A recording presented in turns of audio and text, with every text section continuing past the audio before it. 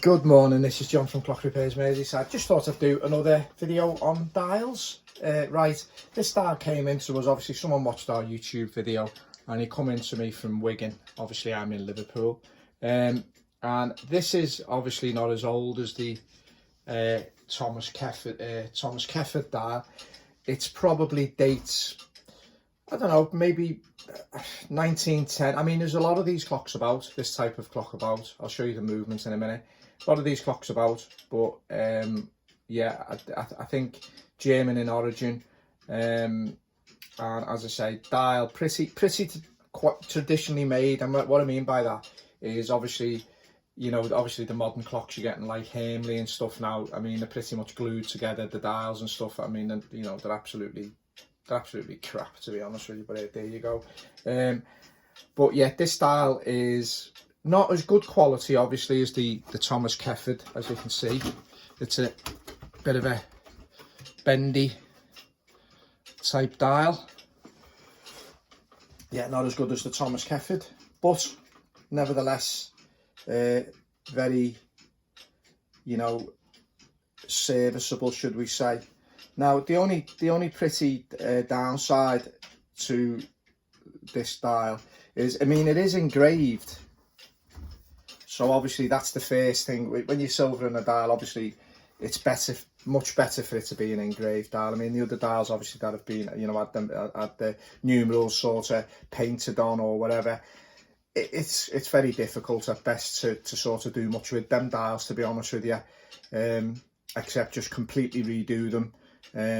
You know, but it's whether a customer's going to pay that, to be honest with you. We find not. The minute we mention that, the minute we say, look, you know, this is what it's going to be, blah blah blah, oh well, I like it like that, so yeah, whatever, leave it at that. Anyway, this particular dial, the things that are going to come off on this dial are the spandrels.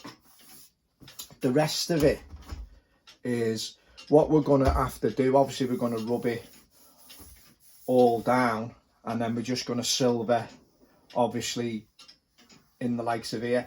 What we would probably do is tape it off. The reason I'm doing this video is because this is a slightly different situation. But you know, same sort of work involved as you got what we were doing, silvering and you know, and things like that.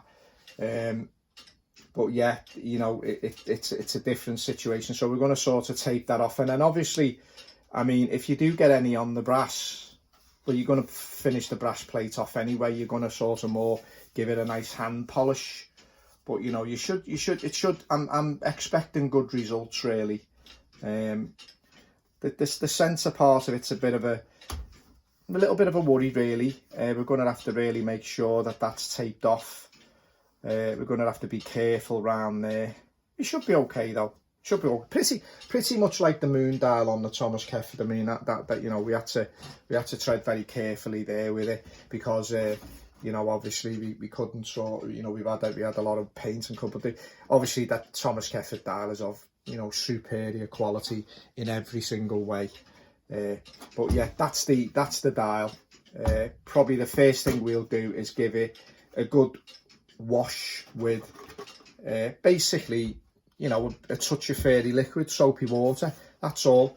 Get all the, you know, the sort of surface rubbish off it, dirt, get rid of that, and then we'll go on from there.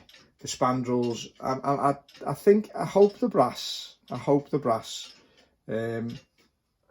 Again, I think they are. I think if we look there, we've got a little bit of a green residue there, which always indicates obviously brass.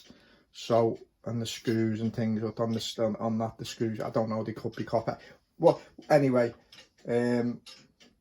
that's obviously for another day. We're quite a bit away from getting stuck into this one because obviously, you know, we're so busy. I think from my point of view, within the next week or so, we'll be locking off for Christmas really. That's it. We'll be just carrying on with the work, closing the doors up to customers, and then we'll be getting on with it. We've got quite the workshops. Well, this place where we test is quite full at the minute. So there you go. Pretty much overtaking my house and everything now really, but we've got to earn our pennies, haven't we, because of the lovely cost of living that this government or the world is creating. You know, we have to earn our money. So yeah, that's that. Anyway, the movements. Let's have a look at that.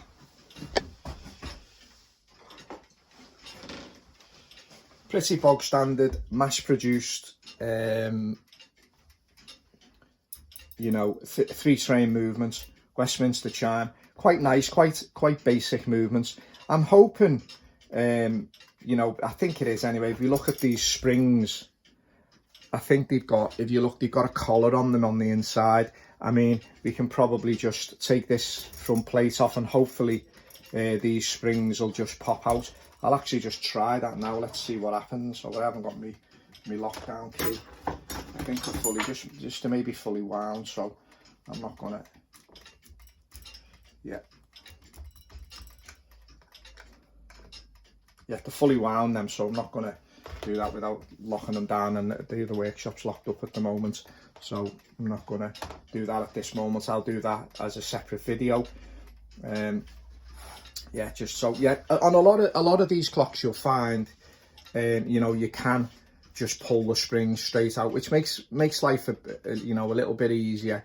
You know, you can service them a lot better, and you know, then you can get it all together, and then you can put the spring cylinders in late afterwards, and it just makes for an easier. Obviously it's been designed that way, it's easier, but hopefully that's what's going to happen with these. I pretty much think so. I think obviously from the likes of these movements, you know, this is where Hamley got all their ideas with it. They're just pretty much a spring pop out. As you can see, I'll just show you on the movement there's some markings. It's German made, obviously made in Germany. It's got a lot of these numbers. I'm gonna have to look into this. I see this sometimes and I don't really know what it's about really. You know, the where it has various numbers stamped, DRP 283312, DRP 361. I mean, I don't know. I don't know what that means. I mean, I'm gonna have to look at that. But yeah, that's pretty much that movement. 3 train movements. Pretty decent movement. They have a mixture of, you know, solid pinions, and they have a mixture of what's called lantern pinions. They all look pretty good, to be honest with you. This actually belongs to a reverend. I think he came in to see us from Wigan. I think he did. I actually knew some of the people he knew. I do go to church myself, so I knew some of the people he knew. But yeah, so it's another pretty bog standard, nothing different. I've probably repaired hundreds of them before, but yeah, they're that's that one. I mean, there's pretty not a lot to really report now on what we're doing. Oh yeah, we got a very interesting, well, not a very interesting, we got a GPO clock in. It fell off a wall. The dial is pretty, the actual movement has come away from the dial feet, if you like. The dial feet have pulled straight out of the dial, so the dial, you know, you can imagine they were painted. We're going to have to try and relocate them. I'm thinking of various ways of how to secure them into the dial again. I'm not too sure which way I'm going to go with that at the moment, but you know, maybe probably going to be content for another video, which I'll do. And you know, I'm thinking of you know, obviously it was sort of like riveted in, if you like. It was like they were put into the dial and they were sort of riveted in. I think I want something a little bit more secure. The funny thing about this clock was it's been dropped off a wall about 7 foot. The glass smashed. The case hasn't got a mark on it. The case has not got one mark on it. So I mean, I don't know if the suspension the suspension spring snapped off. Obviously, the movement fell out of the thing. It's bent the centre pinion and the cannon, and that's the cannon snapped right off. The centre pinion is bent. I'm going to kind of straighten that up. I mean, obviously we're going to be applying a bit of heat and then trying to get it straight. I might try and run it through a plate, you know, so that it can actually straighten up. I've thought of various ways of doing it. Might put it on my lathe and spin it. and you know, put a you know, sort of something like a dial indicator, maybe not necessarily that, because I may be using a bit of a blow, I maybe use a blow lamp. So I'm going to sort of obviously get something that's steady, and I'm going to run the centre pinion on it, so that we, you know, it sort of, if I can get it to run through by tapping it and stuff like that. The only problem there is actually holding it. With it being a centre pinion, I mean, there's you know, obviously the pinion is of sort, it's shaped, isn't it? So it comes to the back plate and it stops. It's sort of it's conal shaped, so it's very, very difficult to hold at the other end and stuff like that. I might put it on a plate with a couple, you know, with a couple of dogs or something, can do it that way. I'll figure something out. If I haven't got one in stock, I think I've got quite a few fusey type movements in stock. You know, I purchased them off someone. So if there's something on there and I can just swap it over, I will do. And that's simply because of my time constraints, and we're getting so busy at the minute. You know, if I had 3 good clockmakers, I think I'd be a multi-millionaire by now. But you know, that's the problem, isn't it? There's not many of us about. But yeah, anyway, this is John from Clock Repairs Merseyside. As I say, I hope you're liking my videos. Please leave me a like and subscribe. I mean, it does help. I'm trying to get to the point where I'm monetized, and then I may be able to spend a bit more time on the videos and a bit better content, or you know, a bit more detailed content. But at the present minute in time, for me, this is just, it's now, at the minute, it's 5 to 7 in the morning. So I'm up pretty early, so I always try, and before we start doing a few things, I always try to, if I can, get a bit of content on YouTube. And that's it. I've had 1 or 2 requests to do certain things. I am gonna try and do them if I can. But as I say, it's always that problem of time constraints, as you can imagine, and we're getting busier and busier. But yeah, we have a few good jobs in that. They're probably worth probably worth doing a video on. I'm sure they'll be of interest.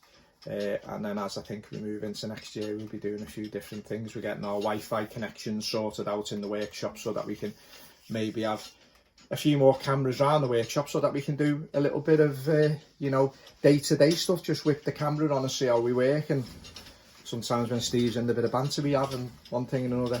Anyway, this is John from Clock Repairs Merseyside. You have a great day. Thank you.